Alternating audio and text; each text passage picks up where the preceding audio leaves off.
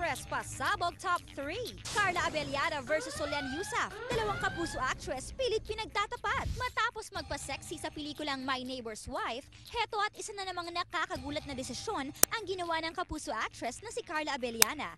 At ito ay ang pagpo-post para sa isang sikat na brand ng alak bilang bagong calendar girl. You're very open and vocal na ayaw mo mag-FHM kasi pero ngayon parang Ayaw ko ng men's magazine pero ayan, endorsement. I guess it's just another side of me. Parang ganon. It's another step in my career.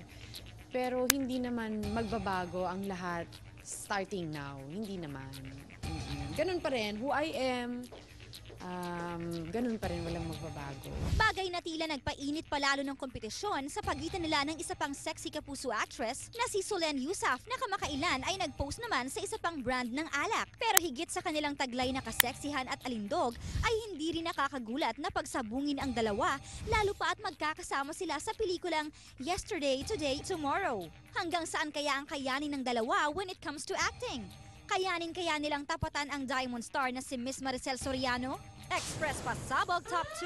Luis Manzano at Jeneline Mercado. Inaming sobrang saya sa kanilang relasyon. Dennis Trillo nag-react. Maganda ang naging bunga ng pag-amin ni Luis sa kanilang relasyon ni Jen. Dahil sa ngayon ay wala na silang kailangan pang itago at iwasan gaya na lamang ng katatapos na Golden Screen Awards for TV kung saan ay magkasabay na dumating ang dalawa. Kamusta na nga ba ang relasyon nila?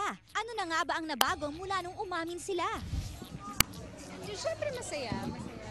At saka hanggang ngayon kinikilig pa rin ako. Okay naman. Kumbaga wala naman kaming pagbabago. Kasi kumbaga gano'n naman kami from the start. Nagkaroon na nabuksan ng libro, ika nga. Pero nothing has pretty much changed. We're still as happy as ever. Dumating din sa nasabing event si Dennis Trillo, kaya naman hindi na rin maiwasang matanong siya tungkol sa ex-girlfriend niyang si Jen. Ano nga ba ang masasabi niya na umami na ito sa relasyon nila ni Luis? Regular na tao lang naman tayo na nagiging masaya rin kapag masaya yung mga tao sa paligid natin. So masaya. At magpapasko na kaya kalimutan na lahat ng galit at maging masaya na lang tayong lahat. may kurot ba sa puso? Wala na kasi yung tagal na nun eh. Tsaka naka-move on na lahat at kalimutan na natin lahat ng mga nangyari dati. Okay, message mo na lang kay Luis at kay Jen. Stay happy, Merry Christmas, and Happy New Year to both of you. Okay, welcome back mga ka-freshness dito sa Juicy. Ang celebrity tweets naman mula sa aking best friend na si Donita Rose. Donita. The real Donita Rose ang Twitter handle niya. Sabi niya, school is so stressful yet fun, especially with the baroque jokes of my classmates. They're freaking hilarious. Laughing is the second best medicine next to... Ano? God. God. Tama. Next to God. Totoo naman, oo. Alam mo si Donita, napakaganda magdala ng buhay, ano? Oo, sobra. Masaya siya. Very in touch siya with the Lord. Wait, saan siya nag-aaral siya ng culinary arts para maging... Mahilig naman siyang kumain kasi. Oo, halata naman. Alakas siya kumain, ha? Ito, totoo to. Literally, malakas siyang kumain, pero nakakapag-burn kagad siya ng calories kasi hindi siya tumataba ng malaki. Active. Oo. Di ba Hindi siya... po ba siya buntis mo? Hindi. And yung anak niya, alam mo yung anak niya, I think mga 5 years old lang. Pero yung reading level niya, grade 7. Wow! Klase. Nung bata siya, talagang magaling talaga sa... Sa math lang medyo hindi. Pero sa reading talaga sobrang... Natutuwa ako kay Donita Rose, nakita ko siya sa galeria. Tapos may Starix na umano. Parang, baka sasakay si Miss Donita Rose. Tapos siya nag-drive ng Starix. Siya yung nag-drive. Ang cute. At saka, matutok silang mag-asawa sa baby nila, sa anak nila. Super. Kahit sa Singapore, di ba? Yun ang talagang tinutukan nila ng gusto. Yes. Okay. Ano ba yung nagawa ni Miss Donita ngayon? Umaga kay ganda. Okay. Alam mo, bagay talaga kay ni Icy. Kasi di ba best friend mo Donita, siya naman Danita. Hi. Alam mo sana, Ito naman si Donatello. sana bago ka umalis may mangyari na sa inyo na Tomorrow! Saka yung mukha niya talaga nangyari. Hindi mo lang alam yun ang wish ni Icy talaga. Wish. Okay. Anyway, mga ka-freshness, ito ang Facebook message galing kay Donna Guerrero. Ito, sabi niya, not all people get your humor. Not all people believe in you. Not all people see your goodness. Not all people love you. And not all people care about you leaving. But we do. Your fans. I do. You will always be a great loss to this fictitious industry. fictitious. What's that mean? Fictitious. Ano yung sabihin ng Mapagkunwari. fictitious? Hindi eksakto yun. Ano yung fictitious? Makita. Ano? Yun lang, hanggang doon lang ka. Hindi totoo. Anyway, Okay. fake tissues. Anyway, please, Please promise you'll come back. And when you do, don't forget, I'm a size 7. Joke lang, hehe. Whatever it is that you want.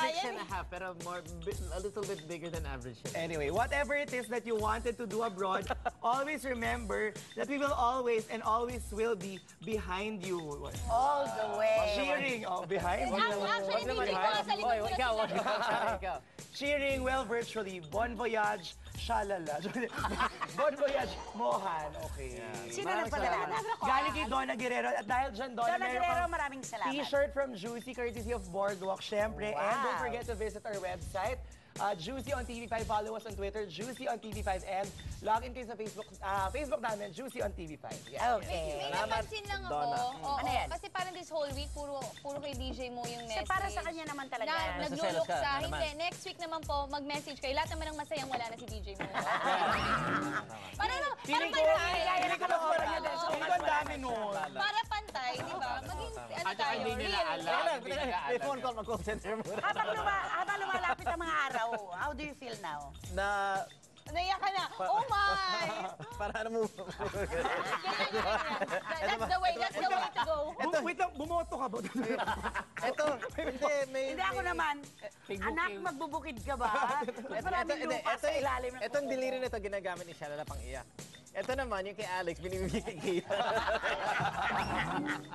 salbahe. Hanggang sa huling sandali, ganyan ka pa rin. Yeah. Okay?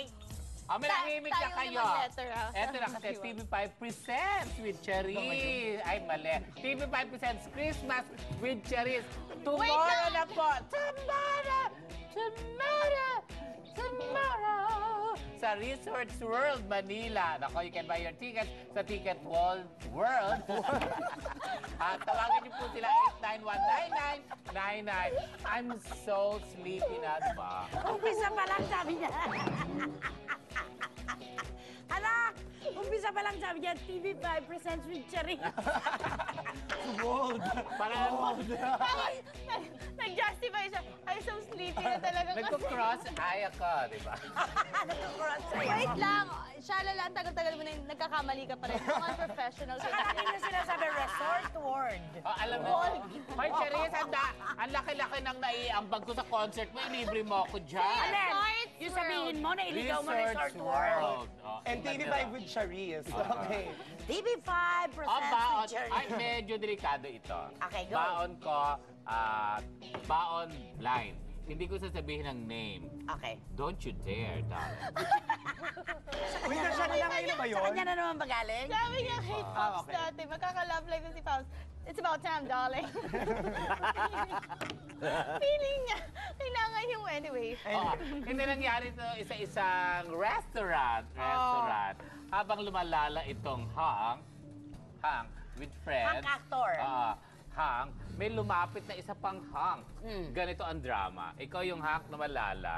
Lala. Gumanito. Uy, text ako ng text sa'yo, ba't hindi mo ako sinasagot? Galit ka ba sa akin? Ano ba nagawa ko sa'yo? Bakit kailang iwasan mo ko? Sakit nun na. Ganda-ganda ni Alex. Hindi naman yung mukha, ganda-ganda. Ikaw ba yung nilapitan? Ba't Ano naman ang sagot ng sinisita? Sabi niya, Lala lang. busy lang ako eh. Tawagan kita. Wait, sino yan? Tapos sabi gano'n, sigurado yan kasi ako lang ang text ng text sa'yo. Sabi. Nagseselos? Hindi siya sinasagot. Wait, ang bakla sa actor or pares ha? Pareho silang bading? Ewan. Hindi, ano sila? Out na ba ding? Hindi. Hindi. Sino yan? Yung una muna yung nakaupo, sino yon? Tapos, sino yung naninita? Ay, oo. Sino yung sinita? Sino yung ganon? Totoo yan. Sino yung nakaupo? Ang nakaupo, yung napaka-controversial ngayon na aktor.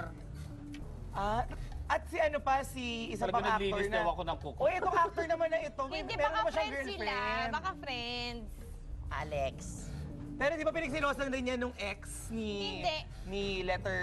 Oo, hindi. Pero bakit naman siya mag-ano? Ba't naman magre-react siya? May girlfriend siya, masaya siya sa love life. Wala pa sila noon ng girlfriend niya. Siya nga naman Shalala, pala. kahit pala sa... Diba siya iniiwasan ni ano? Shalala, kahit pala sa kapwa niya, talagang carefree, ano? Pero alam mo, ang Tamad nangyayari, talaga. yung mga ano ang talagang nagmamahal na sa kanya. Oo, tamad talaga pala siya. Kay babae, kay lalaki, tamad siya talaga siya. ma-text. Hindi lang hindi siya ma-text, bali wala ang iba sa kanya. Ay, makasarili ito. Pero ito naman yung yung sumisita, nagulat ako kasi hindi naman siya Becky. Ay, siguro pumato siya, pero hindi naman siya para maging ganun kanina. Hindi naman sinabi ni Shalala na Becky yung naninita eh. So pagkasama sila, ginagano nila, Z. Like that, parang Zorro, Di ba mo naman sinabing Becky yung naninita? Wala naman ako sinabing Beck. Hindi nga niya sinabing Becky yung dalawa eh. Pero yung emotions nakita niyo sa mata ni Shalala. Pero di Parang ba kang Casey, ginaganda, di ba? Parang kang Casey, di ba? Hindi mo sinasabi, pero nahalata natin na... Reading between the lines. Di ba? Parang kang Casey conception. Okay, naku, Diyos ko, bigay na po ito. Marami pang pambulabog dahil Ito ang huli ng gupit at chikahang nagiginig. Todo ang hirit sa... juicy! Todo ang saya sa Juicy ngayong linggo. Dahil hindi lang puro intriga ang hatid namin, kundi pati exciting events na kagigiliwan ng mga ka-freshness. Gaya ng first OFW and Family Summit of 2011 na ginanap sa World Trade Center. Natutuwa kami and we will continue this. Life has been very good to us. So, syempre yung mga binigyan ng mabubuting kapalaran, dapat tutulungan yung mga nangangailangan. Isama na rin natin ang The Sisters Party sa City Best Seafood Restaurant sa Tomas Morato. Masaya po dahil it's another blessing for me and I'm very happy na pinagkatiwalaan po nila ako with this. And last but not the least ay ang Christmas tree lighting and launching of Beat and Build project of Marriott Manila. Viewers, please come to the Marriott. This is the place to be. There's so much going on anyway. And join us in our Habitat to Humanity donation program too, because you'll be making a difference. Hope to see you here over the next few weeks. Sino siya? Knows niyo ba? Clue! Bata pa lamang siya ay kinakitaan na siya ng kakaibang galing sa pag-arte. Kaya naman sa murang edad pa lamang ay nagbida na agad siya sa isang bigating serye na nasundan pa ng ilang malalaking proyekto sa telebisyon at sa pelikula. Kaya naman hindi katakatakang tanghalin siya bilang Reyna. Ano? Knows niyo na ba kung sino siya?